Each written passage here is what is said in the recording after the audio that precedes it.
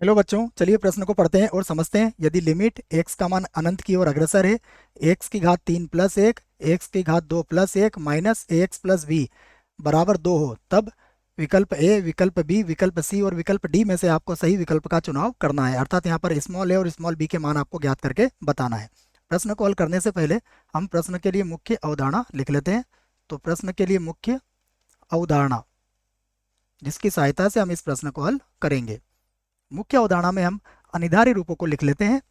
तो सीमा के लिए अनिवार्य रूप, अनिवार्य रूप, इन रूपों में हम सीमा का मान ज्ञात नहीं कर सकते हैं। हमें इस स्थिति में प्रश्न को आगे बढ़ाना पड़ता है, यह बात याद रखें। तो ये 7 अनिवार्य रूप होते हैं जो आपको याद होना चाहिए। पहला होता है 0/0 रूप, दूसरा होता है अनंत बटा अनंत रूप, अगला होता है 0 गुणा अनंत रूप, उसके बाद होता है अनंत माइनस अनंत रूप, उसके बाद होगा 1 की घातांक अनंत रूप, उसके बाद होगा 0 की घातांक अनंत की घातांक 0 रूप और 0 की घातांक 0 रूप। तो ये हमारे 7 अनिर्धारित रूप होते हैं जिनकी जानकारी आपको होना चाहिए। उसके बाद देखिए, यदि इस रूप में सीमा का कोई मान आता है तो हमें सीमा को आगे हल करना पड़ता है। चलिए अब प्रश्न की तरफ चलते हैं। तो प्रश्न में जो दिया गया है उसे लिख लेते हैं। हमें दिया गया है लिमिट और x का मान अनंत की ओर अग्रसर है, x का मान अनंत की ओर अग्रसर है।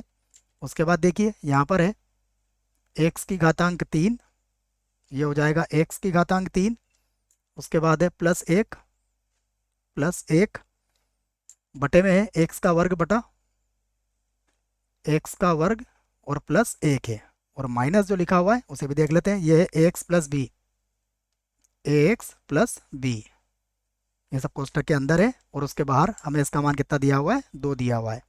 अब ध्यान से देखिए, अगर आपने अनंत रखा तो यहाँ अनंत बटा अनंत आ जाएगा, इधर माइनस अनंत आ जाएगा, अर्थात ये अनंत बटा अनंत रूप हो जाएगा। इस स्थिति में सीमा का मान अभी ज्ञात नहीं किया जा सकता है, परंतु हमें मान दिया हुआ है 2, अर्थात हमें इसको आगे हल करना पड़ेगा। ठीक है, अब हम इसका लघुत्तम ले लेते हैं बच्चों। तो लिमिट एन का मान, एन की जगह एक्स है,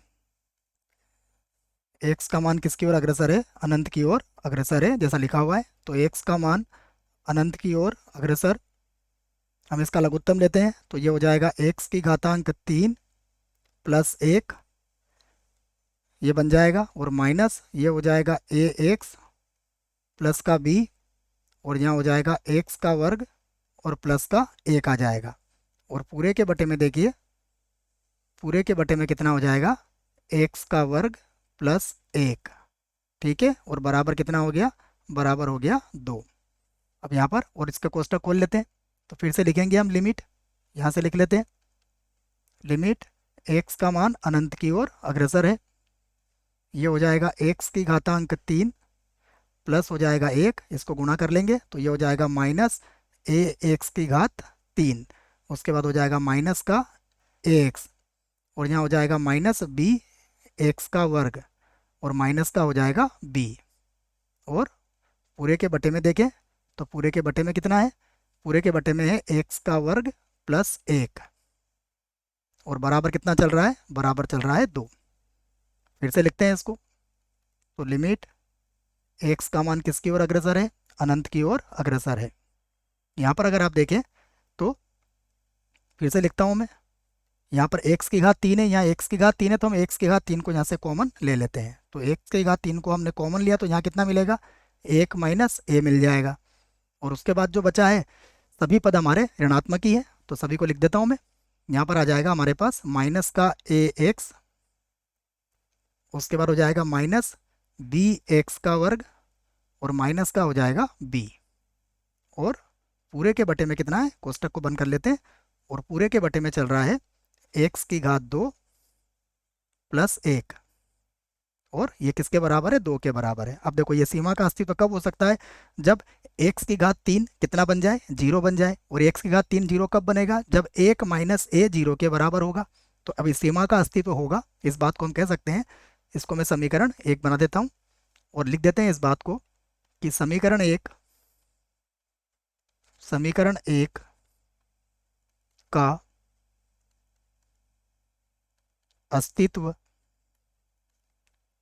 अस्तित्व होगा यदि यदि एक्स का जो गुणांक हो वो जीरो हो। तो यदि एक माइनस ए किसके बराबर हो, जीरो के बराबर हो, तो एक माइनस ए अगर जीरो के बराबर है तो ए का मान कितना आया, ए का मान तो आ चुका है बच्चों हमारे पास एक, तो ए का मान तो आ चुका है, अर्थात ये जीरो हमने कर दिया है, क्योंकि तभी अनिवार्य रूप इसका समाप्त होगा।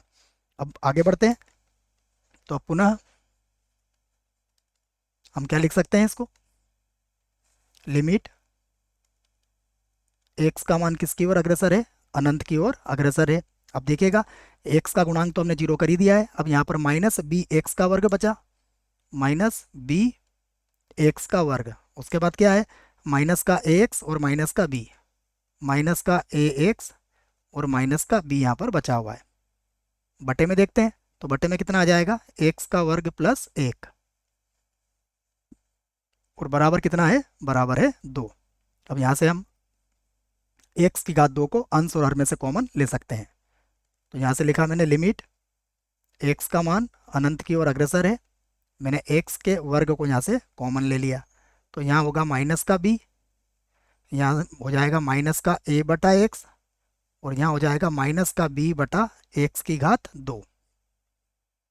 और बटे में भी हम यही करेंगे, बटे में क्या करेंगे, एक्स की घात दो को यहाँ से कॉमन ले लेंगे, तो यहाँ होगा एक प्लस, और ये हो जाएगा एक बटा एक्स की घात दो, और बराबर कितना चल रहा है, दो।